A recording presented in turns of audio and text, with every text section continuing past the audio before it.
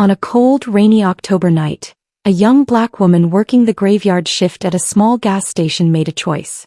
She saw a desperate single mother, a child asleep in the backseat without enough money to get home. So she quietly paid the difference from her own wallet. That simple act of kindness got her fired on the spot. But just an hour later, a sleek Bentley pulled up to her door, carrying a shocking truth and a life-changing opportunity no one could have ever seen coming. Before we get into this incredible story, I want to hear from you. What time are you listening to this? Where in the world are you from? Let me know in the comments below. The night air wrapped around the town of Oak Ridge like a damp wool blanket. It was thick with fog and a slow, steady drizzle that felt like it was creeping right into your bones. The gas station's flickering lights reflected off the wet pavement like a handful of faded memories. Inside, the only sound was the quiet clack of Maya Thompson's boots. She moved through the aisles, restocking the gum rack with a practiced ease. It was nearly midnight, and the gas station had slipped into its usual rhythm. Quiet, almost forgotten. Maya didn't mind the stillness. She liked how the night stripped the world of its pretense. The tired nurses grabbing coffee, the truckers who just nodded instead of speaking. It was a rhythm that made her feel rooted in a world that otherwise moved too fast. At 25, Maya carried a calm that was forged in long nights and even shorter paychecks. She wore her deep brown skin and alert eyes with a quiet confidence. Her curly hair was tucked into a messy bun under her company cap, and her dark green jacket, a size too big, had a fading Oak Ridge logo over her heart. She'd been at this job for 3 years, and it was more than just a paycheck. It was her path through business school, her late-night classroom, her lifeline. She paused, her fingers resting on the counter, and glanced out the wide windows at the rainy night. Somewhere out there, people were asleep in warm beds, families tucked in together. It was a peace not everyone got. She thought of her mother, Angela, and the words she used to whisper, "Help when you can, baby girl. One day it'll be you on the other end." That lesson had stayed with Maya long after her mother was gone. Suddenly, the low rumble of an engine broke the silence. Headlights cut through the fog like tired eyes. A beat-up, mud-streaked Chevy pulled into the lot, sputtered, and rolled to a reluctant stop. The car looked like it was struggling to breathe. The driver's door opened with effort, and a young woman stepped out, shielding herself from the drizzle with one arm. She was dressed in a wrinkled navy blouse and pencil skirt, and her dark hair clung to her face in damp strands. There was exhaustion in every inch of her body. Maya's eyes narrowed as she caught a glimpse of the back seat. A car seat and a tiny foot poking out from beneath a faded pink blanket. The woman pushed the glass door open, the bell giving a half-hearted chime. She stood dripping just inside, her breath coming fast. "Evening. Rough night?" Maya offered. The woman hesitated, her voice thin. "Yeah, you could say that." Maya moved toward her, not too close, just enough to show she was listening. "What can I help you with?"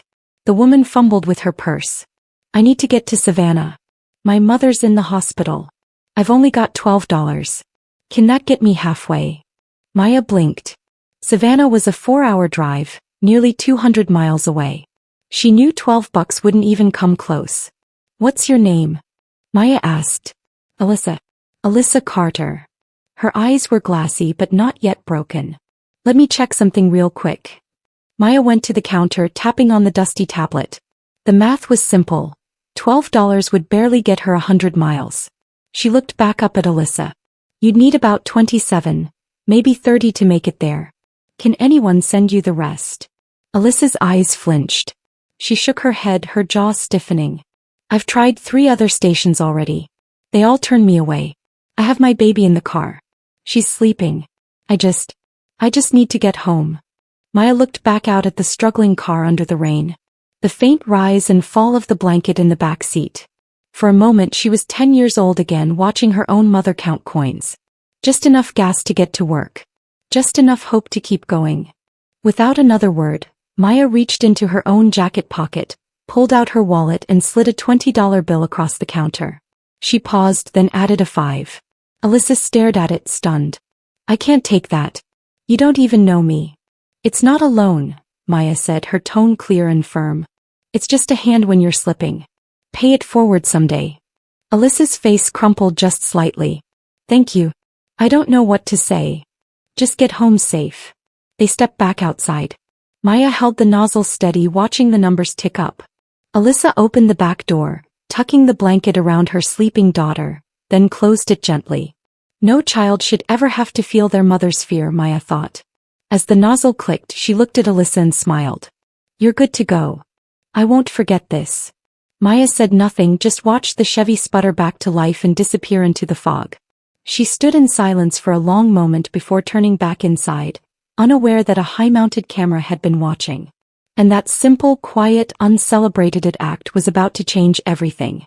The fluorescent lights in the back hallway buzzed faintly as Maya walked toward the office. Her boots echoed softly on the linoleum, each step feeling heavier than the last. The phone call had been short, clipped and sharp. Brian Kessler's voice, the new district manager, was like a slap of cold water. The small room smelled of stale coffee and printer ink. Brian sat behind his desk, a man who saw the world in spreadsheets and policy handbooks, not faces. You helped a customer tonight, he said, his tone so neutral it was accusatory. He turned the laptop toward her. On the screen was grainy footage from camera 3. It showed Alyssa, Maya sliding her the bills and Maya walking out to pump the gas. You just cost this company money. That was my own money. $25 from my wallet. Not the register. It doesn't matter where it came from, he snapped, standing up. You created an expectation that customers can come here with a sob story and get a handout. A handout, she echoed, her jaw tightening. She had a baby in the car. She was trying to get to her sick mother. That was a human being in need. Brian leaned across the desk. This isn't a shelter, Maya. This is Silverline Energy now. New ownership, new rules. Zero leniency. I don't care if she had 6 kids and a note from the Pope. You don't get to rewrite company policy based on your feelings.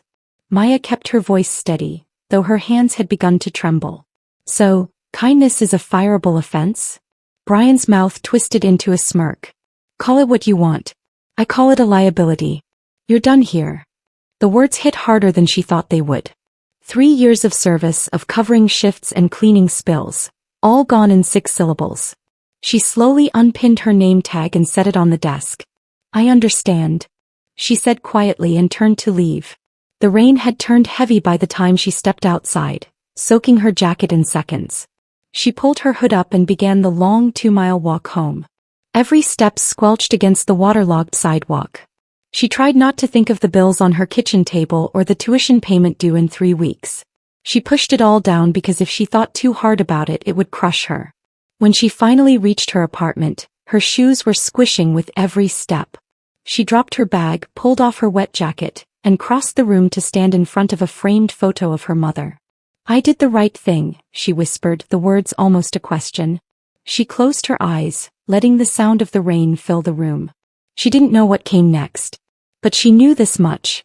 Tonight she had stood on the side of decency, and no paycheck or policy manual could ever take that away. The clock on Maya's wall ticked past 12:47 a.m. She sat curled on her couch, wrapped in a fleece throw that didn't quite keep out the chill. She hadn't turned on the TV. The silence felt more honest tonight. Her thoughts spun in quiet circles, replaying the moment she'd been fired, a mix of pride and panic. Then a firm, steady knock at the door. She froze. It was nearly 1 a.m. No one ever knocked on her door this late. She stood up and moved cautiously toward the peephole. What she saw made her pull back in disbelief. A sleek black Bentley was parked outside. Standing at her door was a tall, older man with silver hair, a perfect navy trench coat, and beside him, Alyssa Carter, no longer in a wrinkled blouse but a soft wool coat. There was no hesitation in Alyssa's eyes now, only deep gratitude. Maya took a breath, braced herself, and slowly opened the door. Can I help you? The man stepped forward slightly, extending a gloved hand. Maya Thompson, I presume? My name is Charles Carter. Maya didn't move to take his hand. She looked past him to Alyssa. I'm Alyssa's father. And the CEO of Carter Holdings. Maya's brow furrowed. Why are you here? Alyssa stepped forward. I told him what happened. At the gas station. You had no reason to help me, no way to gain anything. But you did it anyway. I didn't do it to get thanked. I know that, she said quietly. That's why it mattered. Charles spoke again, not crossing the threshold. What my daughter didn't tell you is that she was trying to prove something. She'd left her wallet behind, didn't want to admit she couldn't handle it. But you didn't hesitate to help her. That means something to me. With all due respect, Mr. Carter, I lost my job tonight because of that decision. I'm not in the mood for late-night appreciation tours. I saw the footage, he said calmly. What? I have contacts within Silverline. When I heard what happened, I watched the security footage personally. I watched you hand her the money. I watched Kessler fire you. Heartless. Unacceptable. Maya stared, unsure if this was real. Silverline's acquisition closes in 48 hours. As of then, I will have full controlling interest. And when I do, I want people in place who understand that leadership is about more than spreadsheets. I want someone like you managing that station. You're offering me a promotion at 1 in the morning after watching me get fired on a grainy security tape? She laughed, a dry, disbelieving sound. Yes. Most people would have turned Alyssa away. You didn't. And that's exactly the kind of judgment I want overseeing my operations. Why didn't you just tell me who you were? She asked Alyssa. Pride, I guess. I didn't want to be that girl who only mattered because of her name. But when I couldn't handle it alone, you were there. You saved me and my daughter tonight, not just with gas but with dignity. I'll never forget that. The tension in Maya's shoulders eased. She looked back at her apartment. The dim light, the textbooks she might not be able to afford, the photo of her mother. He turned back to the man and woman. Why should I believe this isn't just a PR stunt? Because I don't care if the world knows about it. I care that you do. That was the moment that made her stop. Not the car, not the offer, but the honesty in those words. Then I'll do it, she said simply. But not because I want your charity. I'll do it because I believe in doing things the right way. Charles nodded, a glimmer of approval in his eyes. That's all I ask. And just like that, the night that had taken everything from her handed something back. Not pity, not a favor, but a chance. A chance wrapped in the echo of her mother's voice and the quiet promise that maybe, just maybe, doing the right thing really was worth it.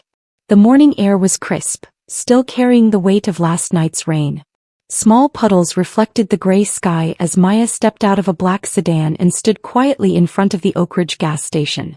Her hands were tucked into the pockets of her new charcoal coat, not for warmth, but to still the nervous twitch in her fingers. The parking lot looked the same, but above the front entrance, everything had changed. The old Silverline sign was gone. In its place, a new brushed steel logo gleamed, Carter Fuel, powered by kindness. The words were simple, clean, and elegant. For Maya, they hit deeper than any mission statement. She pulled the door open, the familiar time ringing out. Inside, heads turned. Her old co-workers, Devon, Jasmine, Miguel, stared stunned. The last time they'd seen Maya, she had walked out into the rain with her dignity intact but no job. Now she had returned. Morning, she said calmly, her voice carrying just enough to be heard. I know this is a surprise. It was for me too. But as of today, I'm officially back. I've been offered the manager role and I accepted because I believe this place can be better. She gestured toward the new sign. Carter Fuel wants change. So do I. And we're going to lead with something simple. Business with heart. We're still a gas station, but we're also a place where someone feels seen. That afternoon, Maya gathered her staff in the break room. She tapped a pen on a legal pad. I want to start something here. We'll call it the Oak Ridge Care Fund. She explained the idea. A small, anonymous donation box by the counter. The money would go toward helping people in real need. Folks running out of gas, single moms like Alyssa, tired nurses with empty wallets.